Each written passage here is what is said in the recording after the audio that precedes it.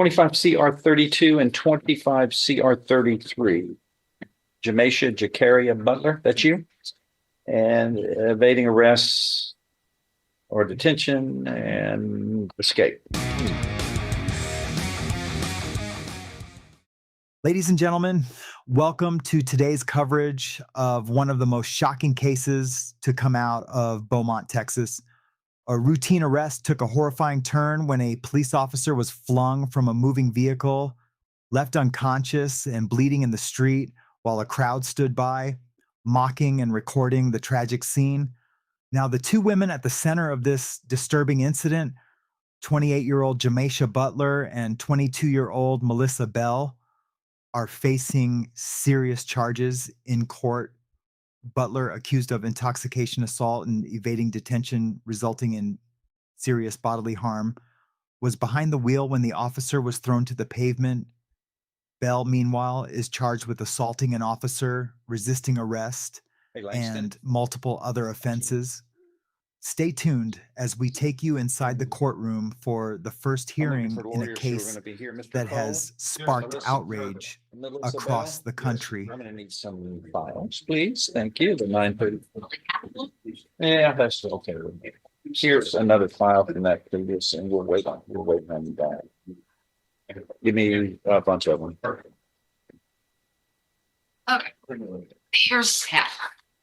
Which half is this? The good half or the bad half?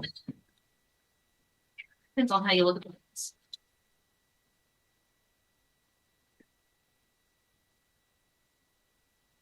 Melissa Bell, right? Yes. Yes, sir. That was a trip over. That's just great. No traffic No problems. traffic. No excuse. It's all over in view.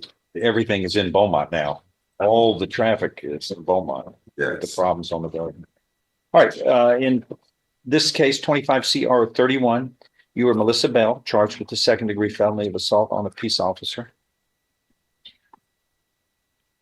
All right, Mr. Cole, it's an announcement. What are we going to do? Yeah, I have went in on media discovery. What's the hold up on that? Anything? Can I help? No, Judge, I think she'll be ready this week. Okay. Yes, sir. Yeah. Okay. 3 more weeks. That's all I need. I'm going to make a request, Your Honor. Yeah. My client does have a GPS monitor, and I can. Yeah. Why did we do that? It was a reason. That's what I'm trying to figure out. She's never been in no trouble. Well, This is alleged incident, one time occurrence for her. She's not a threat to the society. what'd you say? She's not a threat to the community. You have to worry about her. That's the But she got indicted for a crime that can put her in prison for 20 years. Somebody, the grand jury thinks somebody probably committed a crime. Let's see why they did that. This is one, Your Honor, where they were, Miss Bell and another lady were dancing there in the parking lot at Little Woodrow's, The and the JP bond condition TPS ankle monitor must remain in Jefferson County, Texas. You live here in Jefferson County? I do. Okay. Go ahead.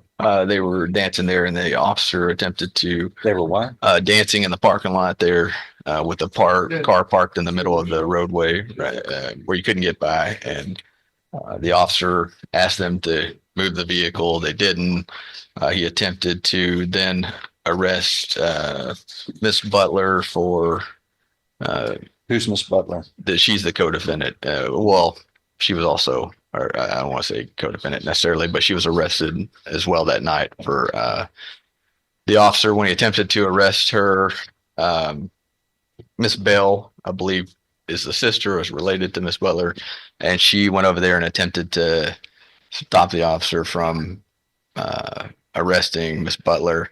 At that point, the officer then turned to arrest Miss Bell, and as he arrested Miss Bell, he had alleged that she had kicked or punched him, and then also he went to then arrest Miss Butler, who got in her vehicle, proceeded to take off. The officer tried to jump in the back of the vehicle and was essentially fell out of the vehicle, the convertible, and hit his head on the concrete.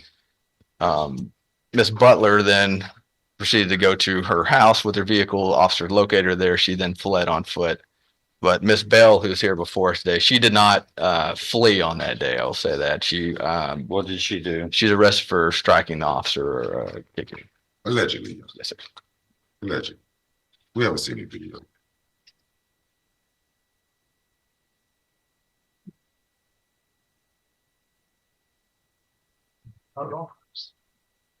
Okay. What are you asking? And remove the GPS mark. The problem we have here that looks like might have had a lot to do with everything is intoxication. That's correct, Your Honor.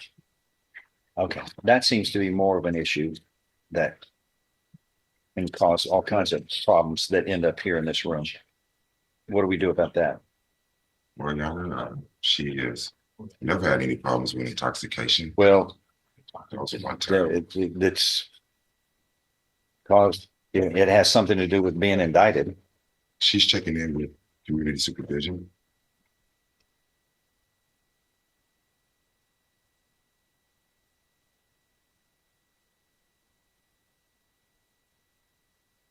We're going to do something here.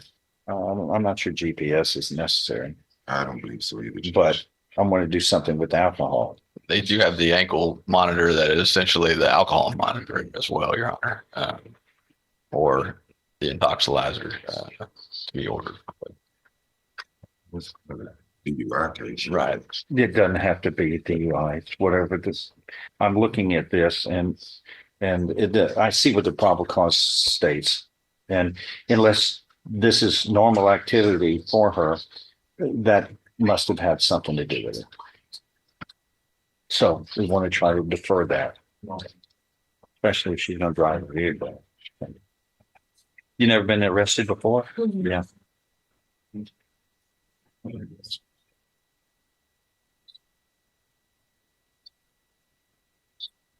How much time do you need on this, on the reset? Just give me 30 days. Okay, so I'm going to think about it in 4 weeks. Get a reset for 4 weeks, okay? Okay. We'll see what. So All I'll right, get that a works warning out. on it. Get a reset. Yeah, the GPS is dropped as a condition of bond. I'm releasing that. Thank you, Your Honor. Okay, get a reset. You have the What else, GPS, guys? Judge? Yeah, That's all I have on the docket Okay. this morning. My excuse. yes, sir. Thank you. John West, you have something that we called Yes. earlier for on Paul Smith. And Judge, we need him to fill out the digit form again. Mr. Smith needs to fill. Down 45 Well, toward no, Galveston? Manville, Oh, it's 288 South.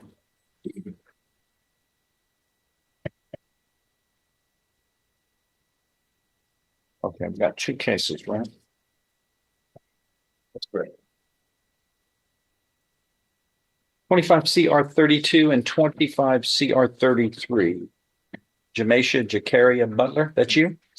And evading arrests or detention and escape. And this is actually the other individual from that, what we just described, the previous. Okay, these are, well, you got a 3rd-degree felony in 32, and in 33, that's a 1st-degree felony. And so one, you're looking at up to 10 years in prison, the other up to life in prison. Okay, so serious, let's deal with this responsibly. What are we going to do today? Well, Judge, I've spoken with It's Mr. announcement. I'm sorry, I'm spoken with Mr. Pope Who? yesterday. I'm sorry, Judge. Take a listen. Boyd. yeah. Boyd, my apologies. I spoke with Mr. He changes Boyd. his name every day. Oh, is that what it is? And there's some discovery issues that I think we have resolved. We've spoken this morning. How much time you want? 3 weeks? Be good? 4? Okay. Okay, get a resetting then. Thank you. On, Ma'am, you need to sign on the setting.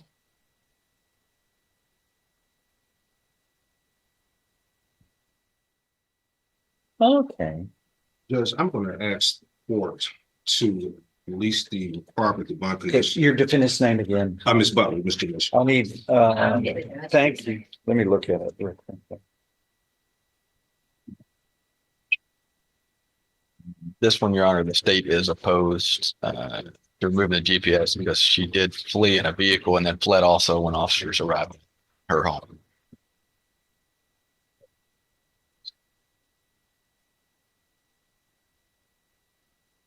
Okay, you.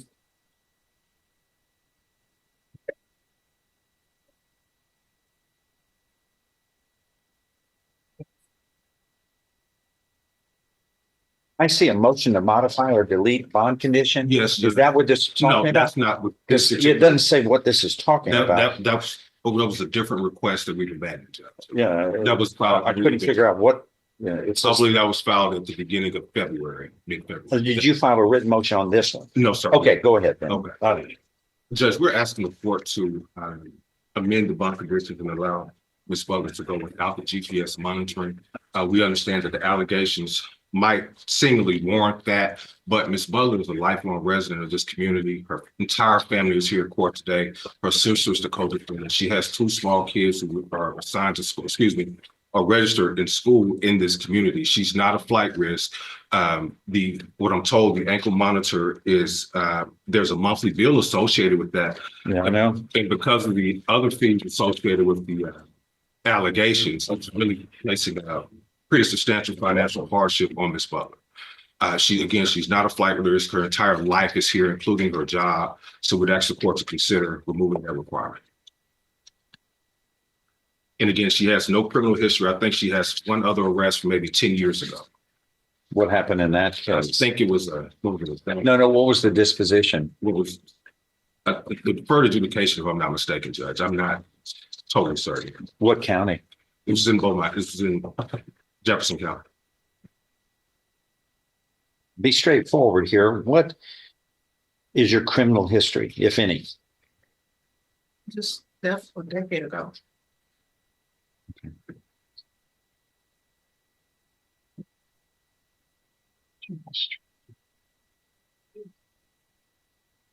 And that was a misdemeanor though, wasn't it? Yes, sir. What about in 2018? It says, it's a Class C misdemeanor. It says public peace. I don't even know what that means. I've never heard of such a thing.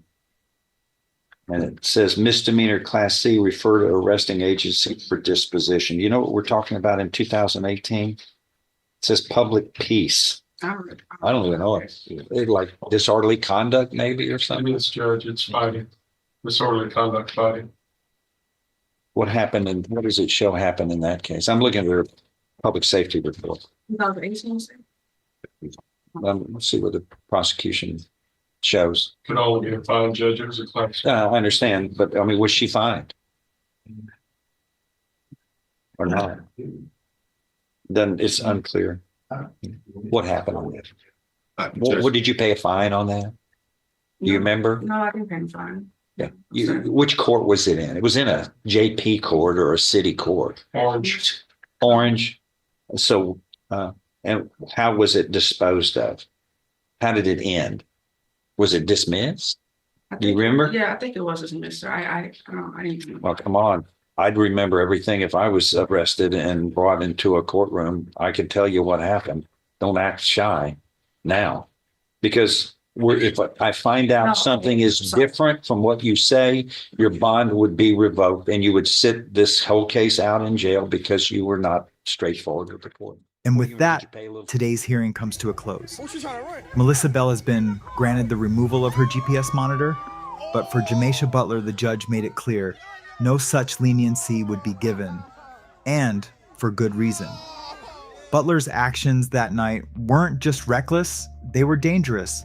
She fled the scene, leaving an officer critically injured, and her choices have landed her in serious legal trouble. This case is yet another tragic reminder of how alcohol and poor decision-making can turn a night out into a life-altering disaster.